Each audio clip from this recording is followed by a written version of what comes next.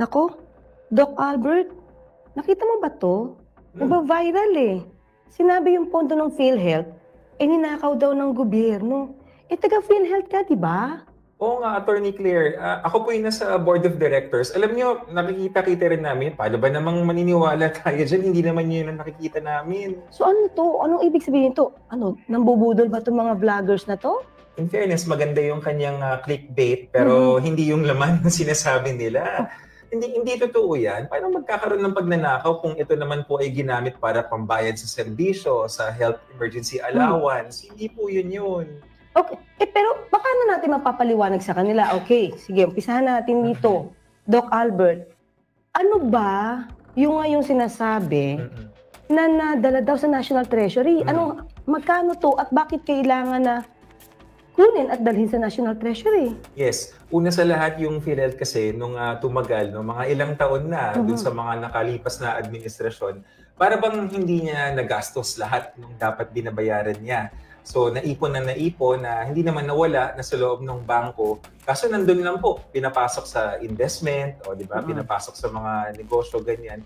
Nagkaroon na nga ng direktiba dun sa batas natin, yung tinatawag na General Appropriations Act, na kung may nakatagong pera dyan na hindi naman nagagamit, natutulog lang, labas natin mula sa bangko papunta sa tao.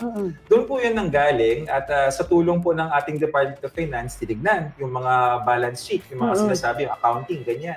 Tapos nung nakita, merong 89.9 billion, yun yung 89.9 na hindi kasama doon yung mga contribution natin. Kayo, Attorney Claire, tsaka ako, yung hinuhulog natin, hindi kasama. Ito yung subsidiya na galing sa gobyerno para sa mga tinatawag na indirect contributors. Yung mga mahihirap, yung mga matatanda, senior citizen na ang nagbabayad para sa kanilang insurance ay ang ating gobyerno. Hindi nagamit lahat nung binibigay noong 2023. Teka lang. Sabi mo, dapat subsidiya to. Yeah. Diba? Doon sa mga senior citizen. Na ano to, para maging miyembro sila? Opo, para sila ay maging miyembro at para pag sila ay nagkasakit ay may magagamit sa parang benepisyo para sa kanila. Hindi ho kasi nagamit lahat ng binigay. Ba't hindi nagamit? Halimbawa, sabihin natin na 100 katao. Muna 100 katao. So lahat ito dapat may pondo na. Dapat po, lahat yan. Pero sa out of 100, ilang katao lang? Ito, sample na to. Yes. Out of 100 na dapat na maging miyembro, ilan lang yung naging miyembro? Lahat sila naging miyembro, pero hindi lahat sila nagamit yung benepisyo nila. Sa 100 na yon, siguro baka ang nagkasakit lang ay 10, sabihin na natin. Okay. Kasi sa 10 nagkasakit, hindi lahat sila alam nila kung meron silang benepisyo. So sabihin na natin na may 3 di nakakaalam, 7 lamang dun sa 10 nagkasakit ang may alam. So ngayon, ang binayad sana na pangsagot sa 10 na nagkasakit, ang gumamit lang 7. So may natirang sobra na para sa 3.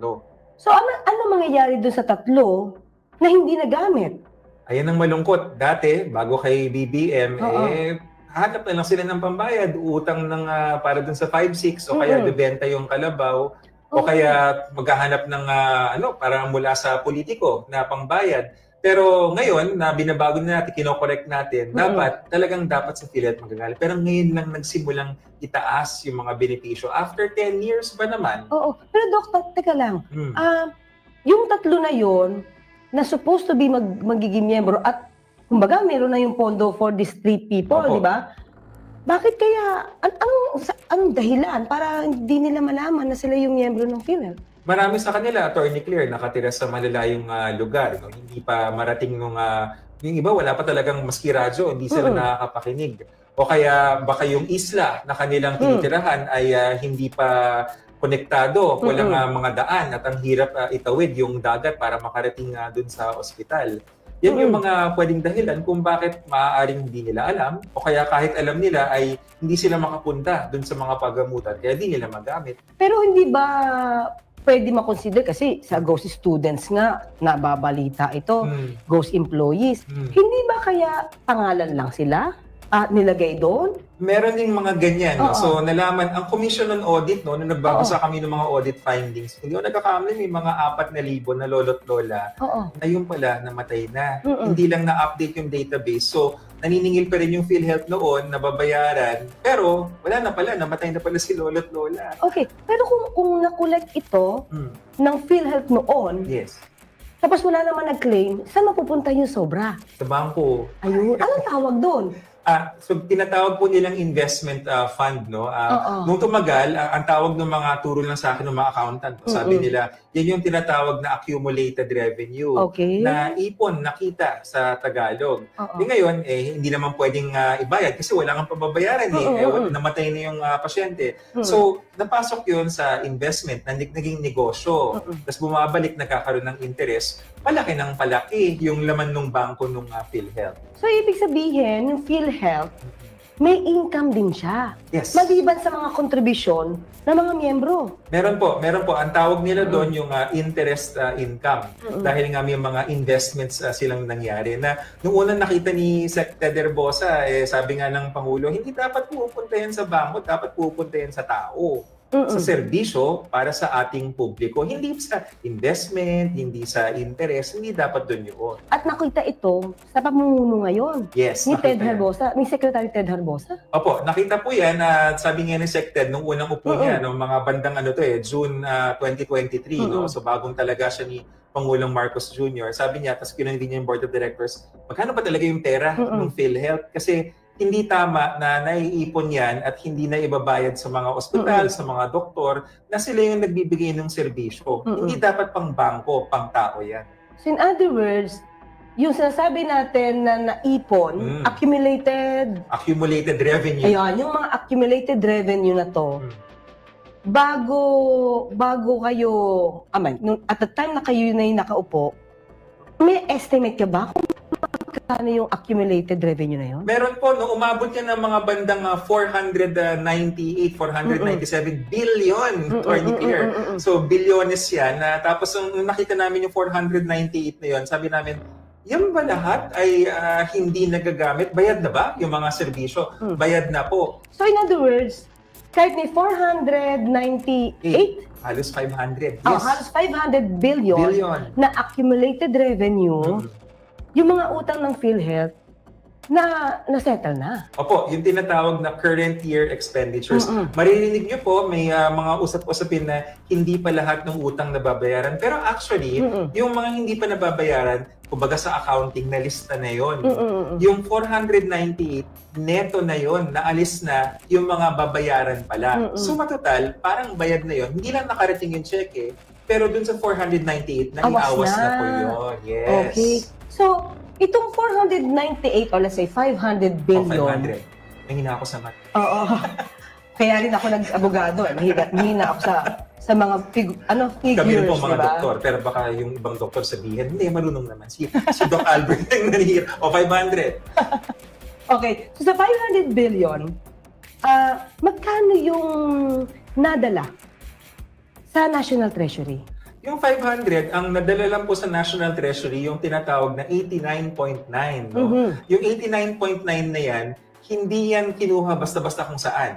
Sabi ng Department of Finance, susunod tayo sa batas. Okay. At sinabi ng batas ay hindi pwedeng galawin yung reserba. Oo. Dahil yung reserba, baka mamaya magkaroon ng sakuna, no? Baka magkaroon ng pandemya, magkaroon ng gera, at doon dapat tayo kukuha. Yun yung 280 billion na sinasabi. So, Okay. So, yung reserve funds, yes. 280 billion. Yes. So, hindi doon kinuha Ay, hindi. yung itong 60. 18, yes. Supposed to be 90. Supposed to be 90, pero sumunod tayo sa Korte Suprema. Sabi ng Korte Suprema, hanggang 60 muna kayo, yung 30 ay pag-uusapan muna natin kung tama o hindi. Susunod tayo sa ating mga huwes. So yung 60 na kinuha, ay hindi galing sa 280 yun. Galing yun dun sa may natirang tinatawag na fund balance. Okay. So, ang sabi ngayon, sabi mo sumunod tayo sa batas. Ano itong batas na sinasabi? So meron tayong dalawang batas na tinitingnan. Yung Universal Healthcare Act, yung Republic Act 11223, yung sabi nila. Kabisado ko kasi yung Biblia namin sa DOH eh. So RA 11223. Tapos meron tayong tinatawag na General Appropriations Act, yung taunang budget. So nung General Appropriations Act of 2024, meron doon nakalagay na special provision na sinabi sa DOF, tingnan nyo nga kung ano yung mga reserba, hindi lang ng PhilHealth, ng lahat ng mga GOCC, yung mga government-owned and controlled corporations na isa na doon ng PhilHealth. At nung tinignan nila yung reserba, sabi, following the law, following the special provision of the General Appropriations Act, nung nakaraang 3 taon, 2023, 2022, 2021, kamusta naman yung paggastos ninyo? Doon nang galing yung DOF at sinabi nila, mukhang kada taon 140 lang ang kayang gastusin ng ng PhilHealth. Kada taon yan. Kada taon 140. So times 2. Bakit times 2, Attorney Claire? Kasi dun sa Universal Healthcare Act, ang utos ng batas, ang reserba ng PhilHealth dapat times 2 nung kanyang program expenditures. Para siyempre, para may safety ba? Yes. Ang tawag dito, di ba? Yes. Kasi kung gagastusin yung 140 billion, dapat talaga may reserba. Dapat talaga may reserba kasi malay natin, baka wag naman sana magkaroon ng pandemya. Pero may kwento ako dyan na sabi nga namin, bakit nung panahon ng COVID-19 na pandemya, bakit umutang pa, meron naman palang reserba? Dapat din sila kumuha. Umutang talaga. Pero nagamit ba nila yung reserba o hindi na sila gumamit doon? Hindi rin. Umutang na lang talaga sila? Yes. Kumuha pa ang Department of Finance noon mula sa labas, nag-loan sila, ganyan. Naku, sayang naman yung interest no? Ayun na nga. Yung pandemic pa yan, ha? Yes, yung pandemic po yan. So, nakadagdag doon sa utang ng bansa natin. Opo, nakadagdag. Instead of kunin na sana lang, yung mga... Reserba. Yung reserba. Yes. Kasi di ba pag tayo po yung nag-iipon, sabi nga may alkansya, di ba? Yung alkansya, parang reserba yan. Kapag nagkaroon ng di natin inaasahan at kailangan mong kumuha ng panggastos, doon dapat kinukuha. Yan yung silbi ng reserba, pero hindi mo nakuhanan mo. Pero at that time, if ever kumuha, anong panahon ng pandemya, yes, sa reserba, hindi ba mababangkrap ang... Ay, hindi po, hindi po. Ang Pilipinas no? Hindi talaga. Kahit ganun katindi yung impact ng COVID-19 sa atin? Yes, actually, dahil ng COVID-19, karamihan ng mga pasyente na dating pumupunta sa hospital, syempre natapos tayong mahawa. So, halos lahat ng mga kaso sa hospital, puro COVID-19 na. Yung mga naaatake sa puso, yung mga elective operations, yung mga hindi namang emergency, hindi mo na sila nagpa-opera, no? Hindi mo na sila pumunta. Kaya yung tinatawag na claims o yung bayad ng PhilHealth, medyo bumaba ng bahagya. So, dun sa tanong na, kung ginamit nyo yung reserva, baka mabankrupt, hindi pa rin po. Kaya pa rin siya. Ganun ba?